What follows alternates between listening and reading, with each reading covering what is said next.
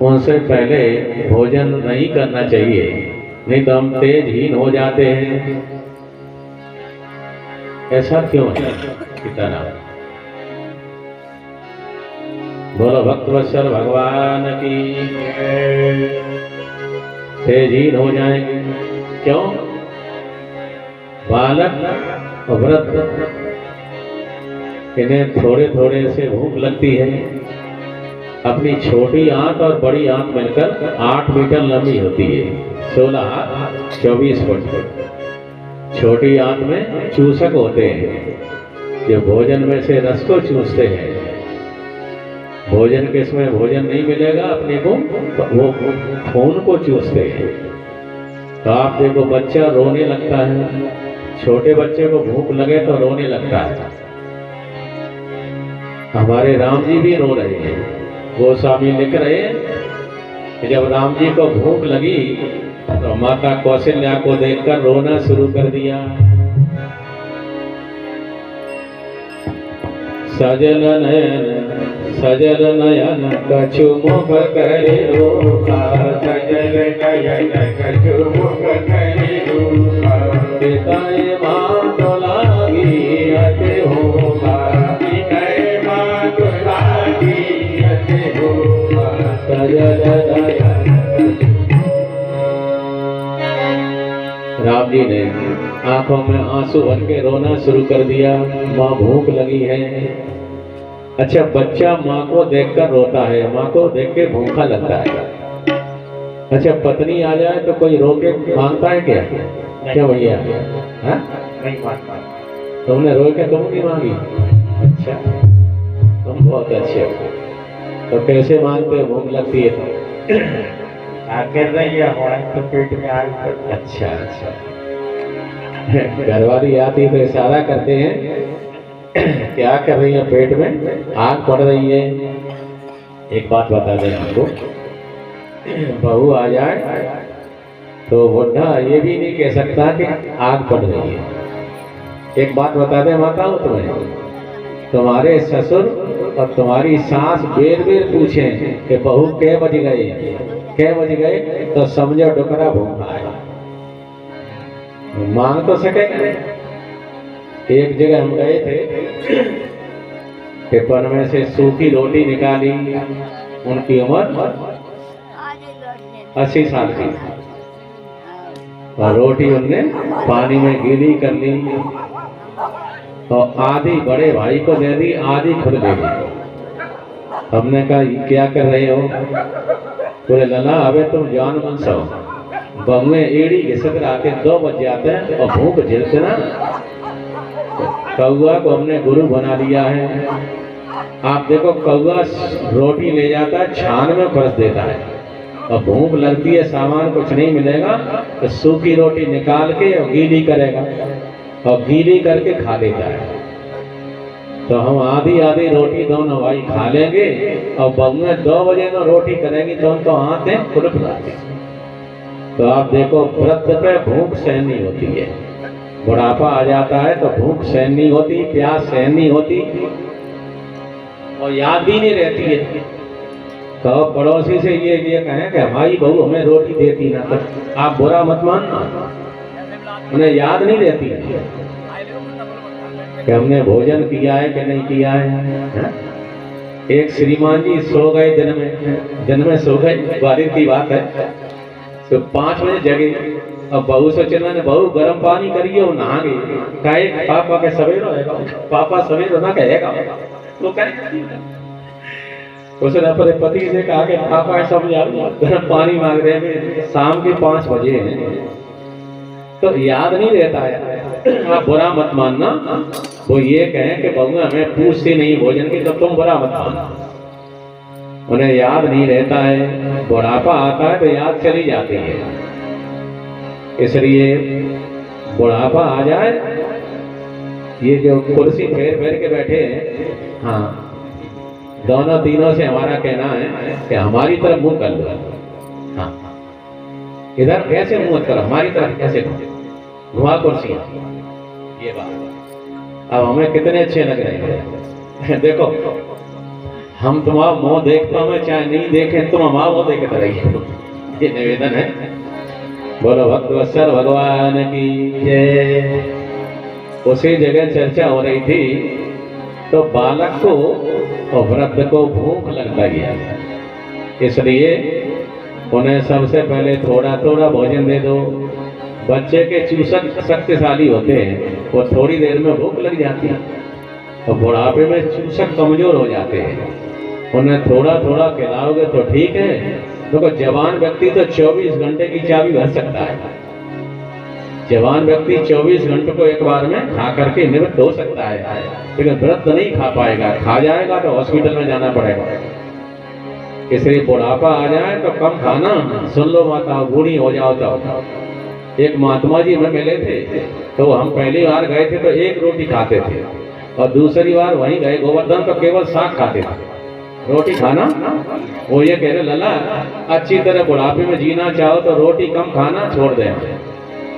तो बुढ़ापे में तुम्हें अच्छी तरह रहना है, कपड़े स्वच्छ रखना है, कपड़ों में बदबू नहीं आवे तो कम खाना, और ज्यादा खाओगी तो शक्ति रहेगी नहीं, गड़बड़ी हो जाएगी। इसे हम आपको निवेदन किए जाते हैं, बुढ़ापा आ जाए तो कम खाना। एक संत में मिले थे, उन्होंने ये कहा नॉन मोन और पोन, नॉन मोन और पोन।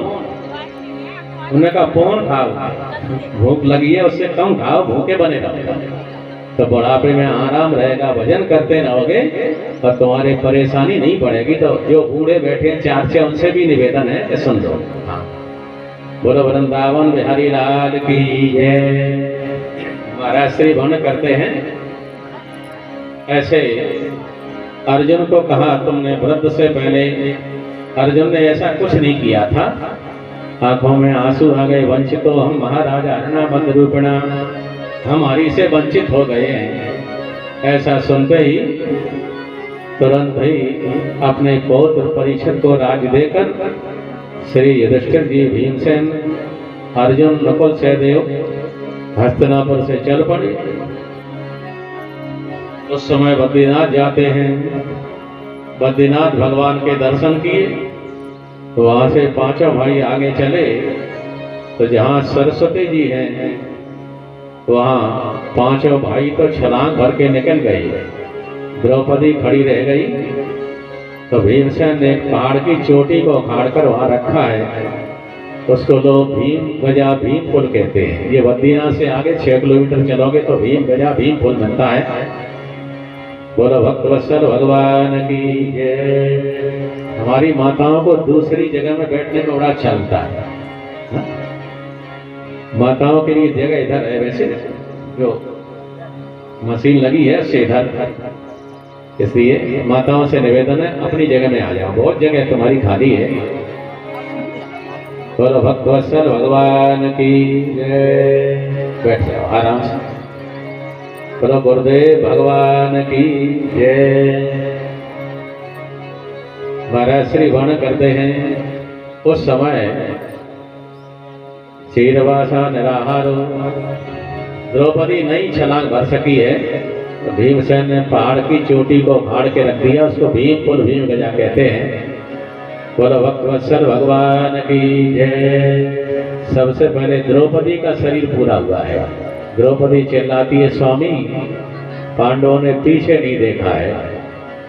द्रौपदी का शरीर पूरा हुआ। सहदेव, नकुल, अर्जुन और भीमसेन, युधिष्ठिर का केवल अंगूठा चला गया था। आश्वत्थामा तो नरोवा कुंजरो तब तक शंख बज गया था। पांडव स्वर्गारोही हो जाते हैं। उस समय परीक्षित शासन करने लगा। एक दिन परीक्षित के मन में आया कि हम अपने पूर्वजों का वैभव देखें, कितना यश उनका है। तो जहाँ परीक्षित जाते हैं वहाँ उनके पूर्वजों की प्रशंसा मिलती है। युधिष्ठिर की प्रशंसा मिलती है, अर्जुन की प्रशंसा, भीमसेन की, नकुल, सहदेव, द्रौपदी, कुंती, पांडु, इनकी प्रशंसा मिलती है। ऐसे सुनते हुए आगे चले आ रहे थे। उसी समय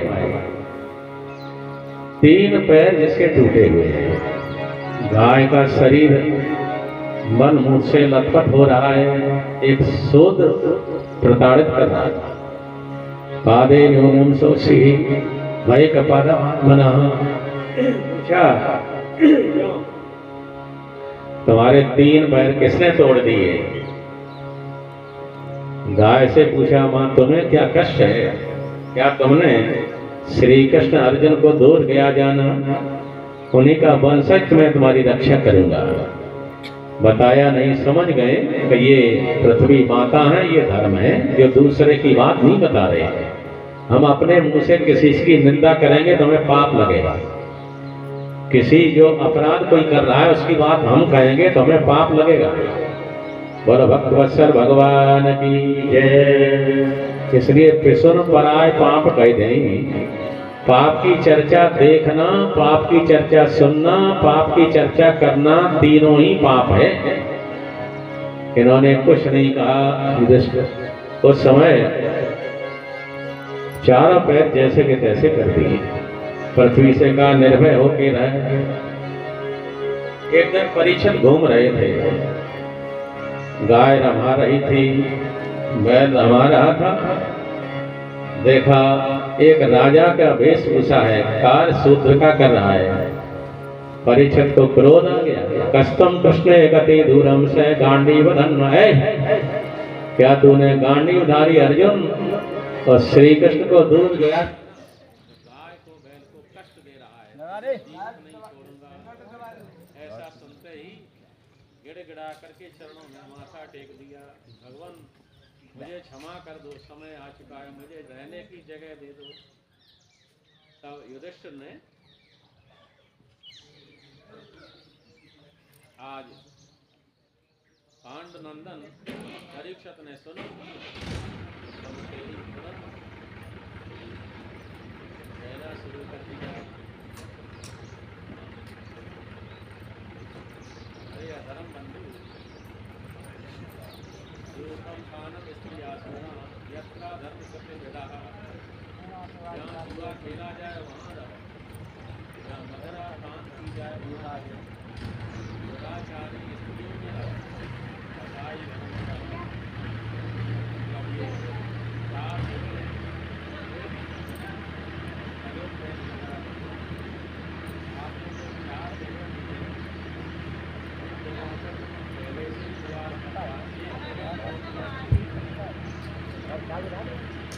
पुनः याच मानाया। जब गिड़गिड़ा के दोबारा मांगा तब कलयुग को परीक्षित ने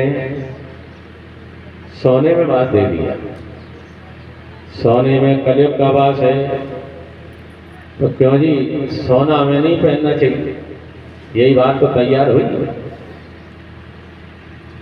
लेकिन भागवत जी में ही 11वें स्कंद में कहा है धातु नाम अस्में कंचन। उद्धव जी धातु में सोना में ही हूँ। क्यों जी भागवत में ही सोना भगवान स्वयं का स्वरूप है और सोने में कलयुग का वास है। तो अब हमें सोना पहनना चाहिए कि नहीं पहनना चाहिए, ये बात एक प्रश्न खड़ा हो गया। तो बात ये है कि जो 2 नंबर की कमाई का है,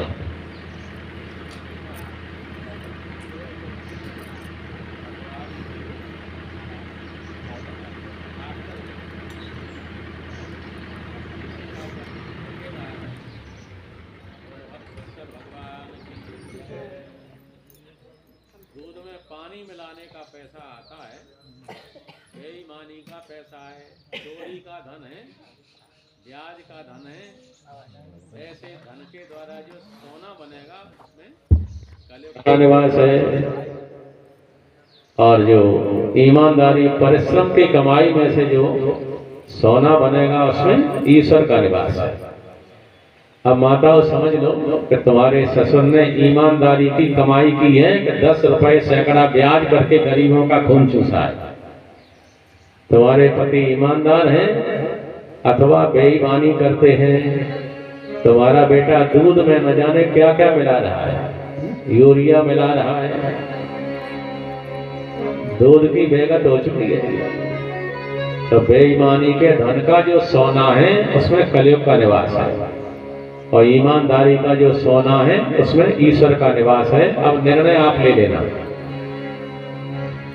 वैसे शास्त्र में तो ये लिखा है कि सोने में धतूरे से 100 गुना नशा ज्यादा है।